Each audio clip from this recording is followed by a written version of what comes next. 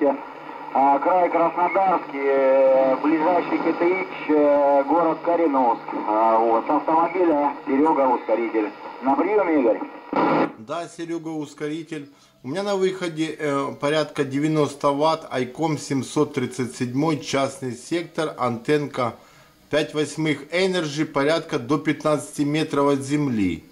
А какая у вас мощность и какая станция на приеме?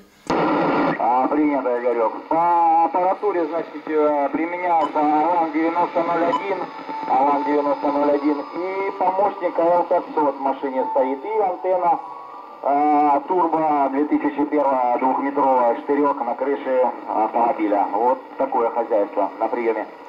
Да, принято, хороший усилитель. Вот, я себе буду заказывать вот буквально через месяц усилитель такой ВЛА-1000, такой стационарный усилитель хочу заказать с вашего региона. В Украине их нету, оттуда товарищ будет ездить, привезет мне его. Ну, он стоит так, но стоит тех денег. Он на стол поставлю, подключу, и можно будет давать до киловатта. Там 200, 300, 400, 500, ну, по усмотрению. Такой усилитель во всех модуляциях, в AM, в CM, в SSB. А пока у меня штатная мощность. Вот такой рапорт на вас. У нас по Киеву, значит, жарко, солнечно. Вот. 4 дня уже жары такой страшной, асфальт плавится. Спасибо, за что подошли, не прошли мимо.